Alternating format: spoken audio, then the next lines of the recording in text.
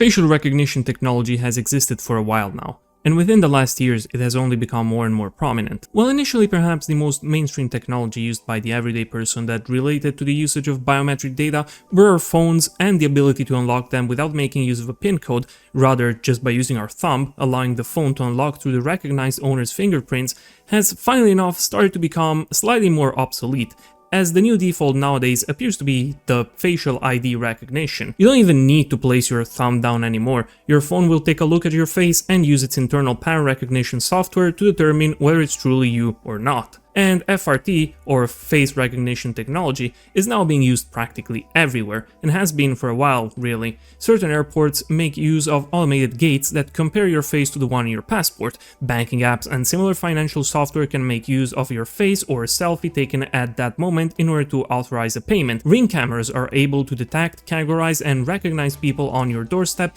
even distinguish household members. Even those large screens in malls or public spaces that display ads and publicity for different stores or products, it isn't exactly unheard of for them to have cameras installed within them for the purpose of collecting data of people passing in front of them.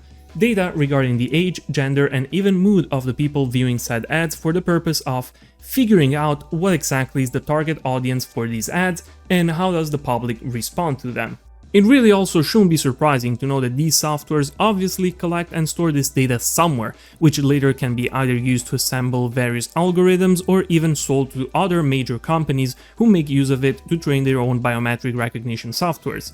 Chances are that unless you've lived isolated away from major cities and technologies altogether for your entire life, your face is probably stored somewhere right now, being used and perhaps fed to various AI models, contributing without your explicit consent to the development of such technologies. I'm saying without your explicit consent because, technically you did give your consent the moment you downloaded a face filter app to take funny pictures of yourself, made an account and tapped on I agree at the end of those super long contracts. But let's be real, nobody ever reads those from start to finish. They're too long and too boring, and we usually just skip to the end, click on I agree, thinking that what's the worst that could happen? And that's exactly the point of them. Now, if I led you to believe otherwise, first of all, I want to apologize. I'm not here to make a discourse on AI and facial recognition tech and talk about its ethics and raise concerns about it.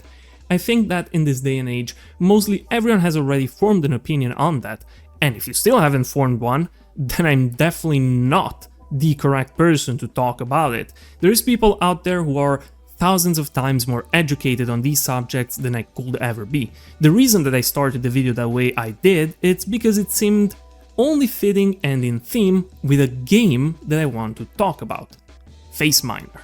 Set in the year 1999, Faceminer is an incremental idle game that takes place in its entirety on a simulated desktop interface, and we take the role of a literal face miner.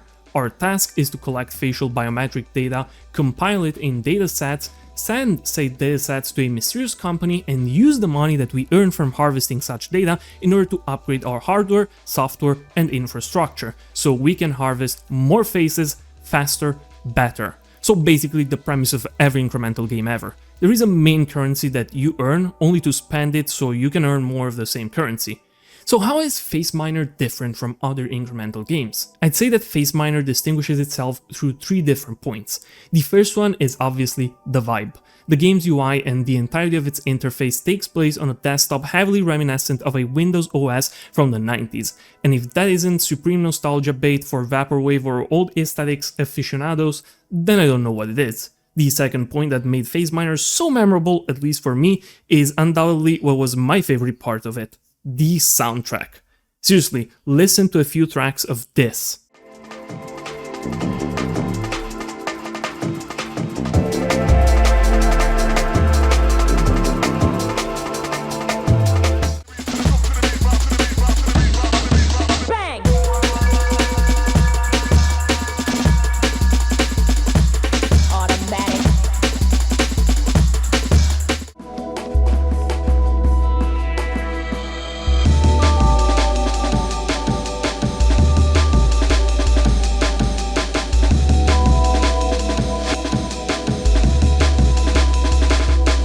It is a small selection, but each and every song that you can listen to through the music player is an absolute banger. Ranging from high-tech drum and bass to chill retrowave/vaporwave electronic music, the soundtrack absolutely nailed down both the general vibe of the game and a way to keep you somewhat alert through an idle game. The third aspect that actually made Faceminer distinguish itself from other idle games is the strategic upgrading mechanic. You see, in most other idle games, when you have enough currency to purchase an upgrade and speed up your progress, you generally wouldn't hesitate twice to go for it. But in Faceminer, there are actual drawbacks to doing so. Drawbacks that can not only slow your production, because you purchased the wrong upgrade at the wrong time, but that could actually lead to a game over. But before I explain how that works, let's first start with the game's basic mechanic, face mining.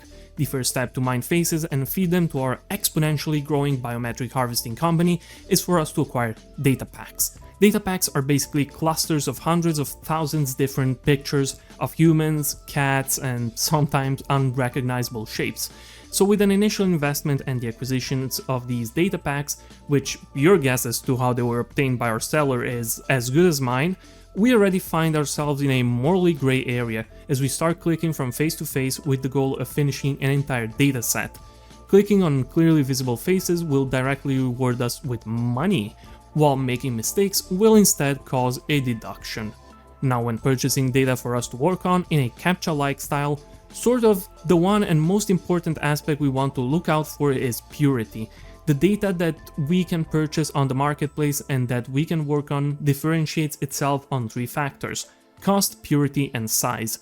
Generally speaking, you will aim to purchase high purity data regardless of cost, as it will always be worth your while. But in the early game, low purity data will work just as well, as you will be doing most of the mining manually rather than automatically.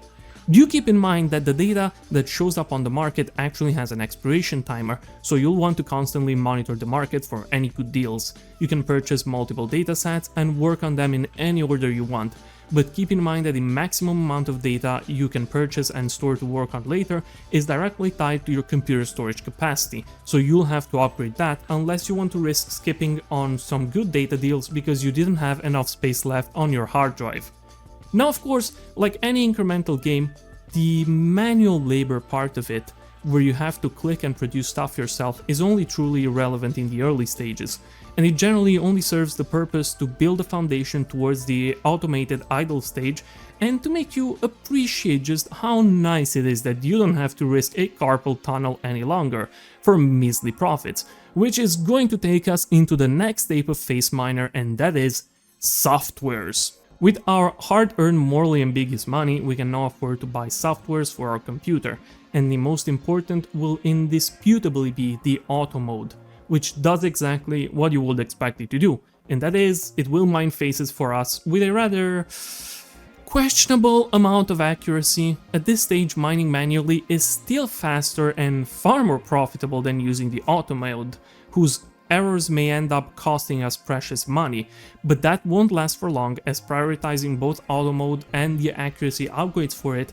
that allow it to more correctly identify human faces, well, we'll soon go from this to this. Now you must be thinking, wow, so this is it? I just click on a few faces, upgrade the auto mode as much as possible, buy more data, and let it all do all the work? And that's the first mistake that you will make in this game.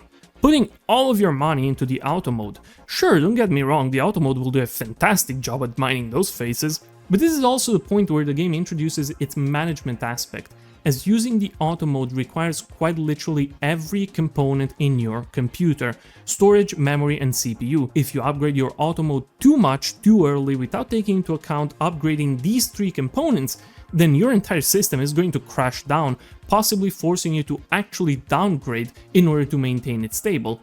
And that's not just it, because you see, the more you upgrade your computer, the more the temperature is going to raise, which means that you'll now have to upgrade your cooling systems. And guess what? Cooling your system requires water and electricity. Welcome to Bill World, baby! Oh yeah, every 10 seconds we will be deducted enough money from our balance in order to pay for our electricity and water usage. And there is a real possibility that if you don't strategically upgrade your face mining farm, that the cost will end up outweighing the profits. In fact, that's quite literally how you can lose the game. The bills deduction happen every 10 seconds, and every time a deduction happens and you end up in debt, that's a strike. And if you get 3 strikes in a row, that's game over. Oh yeah, you heard me correctly. Unlike many other idle games, you can actually lose in this one. Granted, the game does show you the kindness of saving your progress as backup data every time you reach a certain milestone, and if you truly need it yourself, you can also purchase a data backup yourself from the market. But the idea that you can't simply spend your money to upgrade anything at any time and you actually have to take the various costs into consideration does make you think a little bit more about what you should prioritize first. Of course, there is a way to offset these costs, because eventually you'll end up spending so much on water consumption and electricity that you're going to practically go bankrupt, unless you visit the infrastructure marketplace. This is where you can invest money in water recycling, solar panels, electricity generators, and cluster computing, where recycling will reduce the cost of our water bill in exchange of increasing the cost of our electricity bill, which can be easily offset by investing into solar panels, which will reduce the cost of our electricity bill for free, but not as efficiently as an electricity generator would. Electricity generators are expensive, but will drastically reduce our electric bill, but raise our temperature in turn, which we can balance out by upgrading our cooling systems and evening everything out until we are able to reach a truly zen state, a $0 electricity and water bill, meaning that we are able to pocket all of our cash at the cost of the outside world's environment, because keep in mind, it isn't just you mining those faces right now, you're but a tiny cog of a monolithic machine for the moment. The cluster computing infrastructure upgrade is perhaps the most interesting one of them all. This one will drastically reduce our power bill and our CPU usage at the cost of increasing emissions by simply connecting our computer to one of our fellow face mining colleagues at random and make use of their own CPU to process our own data for our own profit. Fun fact, judging by the angry emails that you're going to receive by doing this, it's safe to say that none of them have actually consented to it. But our company not only that is backing us up in this endeavor, it pushes us to do so, even by providing tech support in the mail whenever one of the nodes in the cluster hub ends up getting disconnected, so we can reconnect it and continue leeching off of other people, increasing their own electric bill in the process. Of course, we will eventually reach a point where our processing speed will be so quick that the data available for purchase on the market will be hardly worth our time anymore. In fact, we'll probably end up processing data faster than it can be bought, and that's the moment when we're gonna make our own data through the harvesting system. The harvesting system will allow us to purchase cameras that will be set up throughout the entire world, and their sole purpose will be to constantly monitor everything and everyone, capture as many pictures of people as possible, and package them in neat little data packs that we'll be able to process. And while the Facefinder camera do cost money, use storage and RAM, the true advantage is that they won't just passively harvest data for us to process. Rather, every data pack that they harvest and they send to us over time will always be 100% pure. No blurs, no cats, no strange or odd shapes, just raw faces, completely pure and ready for processing. Meanwhile, if it's a story that you're seeking, if it's lore that you crave, you might be covered. Despite the game being rather ambiguous at best regarding what the Faceminer company does with the processed data and what their true intentions are, there is a narrative to be followed. The exposition happens through the various files that will sometimes appear in your documents folder, and the rest, well, there's actually a pretty nice inbox that you can check at any time, where you can read emails sent to you by the company itself, your fellow colleagues, or other more mysterious third parties. And if reading what is essentially a bunch of logs isn't essentially your cup of tea, the game does feature a text-to-speech option that will automatically read aloud every email for you, which will begin unraveling more about what is currently happening both on the outside world and inside the company. The warmest welcome you're gonna get. Sender, #038. I noticed you are pretty new here, so here's a tip from an old-timer. These early moments can feel like a grind, but hang in there, and you'll be automating your operations in no time. One day, you might even miss the clicking. Take care out there. I'll be in touch soon. From #038. Mining for love, not profit. Sender, #999A. Anyone else do this just for the love of the game? I've got a pretty comfortable day job, but once the kids are asleep, here I am, clicking away. I'm not sure what I'm chasing, but I'm sure I'll know it when I see it. I just had a crazy thought. Has anyone ever mined their own face? Sender, #PLA2. Is it true the administration can see our screens while we work? I heard they can watch exactly what we're up to, every click we make. I'm not sure I believe it, but it's a little creepy to think about. Sender, #9ISC. Does anyone else dream about faces now? It's like my brain keeps on mining even when I'm asleep. Maybe I should take a break. Sender, unknown. My mom just got her diagnosis. The doctors said that the air quality is what is making her sick. I don't know what to believe anymore. Sender, #22XS. Can we find out who sold us a dataset? I saw an acquaintance while processing and feel like I need to let them know, to warn them maybe, that they're watching. Sender, #LLPA. Relieved to see all of this scaremongering around greenhouse gases hasn't impacted things too much. Sure, it sucks to pay the charges, but it's still business as usual over here. Sender, #K92L. Anyone else's air filters turning black within hours? Used to last me weeks. Probably just need a better brand. Cashing out. Sender, #X032. Has anyone managed to, cash out yet? I've hit my target number, but I can't seem to find any way to withdraw. The perfect loop. Sender, #SP30. The elegance of it all.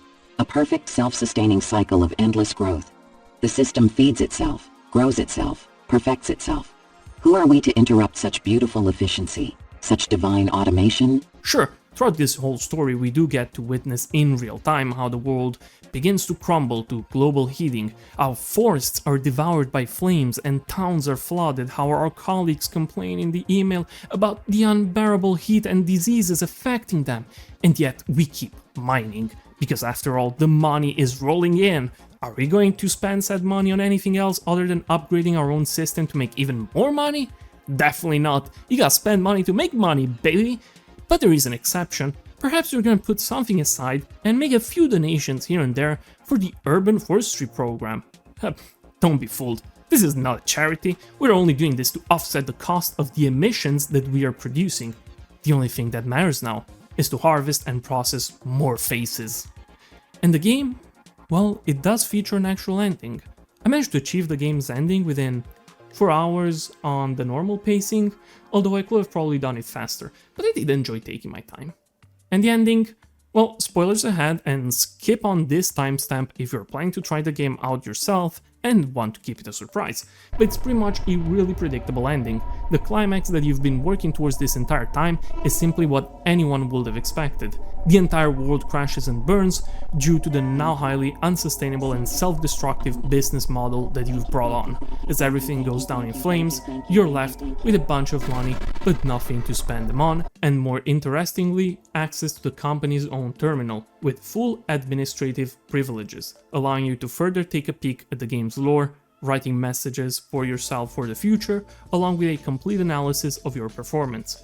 And while 4 hours is probably not the greatest playtimes in terms of an idle game, completing the main story does grant you access to the endless mode, which, you know, it's self-explanatory what that is. Oh, and it also features a few more upgrades than the normal story mode, just to allow a little further playability in the game, if you actually really enjoyed it, you know? Now, I don't think it takes a genius to realize that this game's true intent, other than offering a short yet pleasant idle experience, is to start a discourse, to point out in a not-so-subtle way the ethics, or rather the lack of ethics, within the domain of AI development, and of the overconsumption of water electricity along with the pollution caused by it. The game isn't subtle about the message it's trying to send, and while anyone who isn't directly profiting off of the recent AI craze with little to no regard for the issues caused alongside with it will probably and hopefully agree with what it's saying, there isn't necessarily much depth into it. The entirety of this game's message could probably be summarized in a small formula: AI equals bad. So don't jump in expecting anything more than that. But if this is a sentiment that you agree on, then you'll probably find playing this game an interesting experience nonetheless. In terms of pricing, the game is set at €7.79 or $7.99 US, and while it might be questionable whether it's worth the full price, which I personally believe it is, but this is just my opinion, I will say it is definitely worth it on a 50% discount if you're a fan of the idle gaming genre. The game is also available in a bundle with Horripilant, another idle game that I covered in a previous video, and by the way, if you did enjoy this video, I totally recommend for you to check that one out. Yes, this is a shameless self-promotion, but seeing how we are at the end of this video, I don't feel bad about it. Generally, most people stop watching after a few minutes. Is it because my content is boring and uninteresting, or because our attention span is cooked and I didn't edit in a Subway Surfers gameplay on the top corner? Who knows, probably a combination of both. Either way, if you did watch to the very end and you enjoyed this video, don't forget to leave a like so we can push it further into the algorithm, and subscribe if you'd like to see more future content from my channel. I generally do game analysis, but sometimes there is an odd super long video essay here and there about whatever happened to be my latest hyper obsession at the time. With this being said, I'd like to thank this channel's members for their support. It is greatly appreciated as always, and if you'd like to join them, you can do so through the join button down below. As always, I wish you a good night, and I will see you in my next video. Bye bye.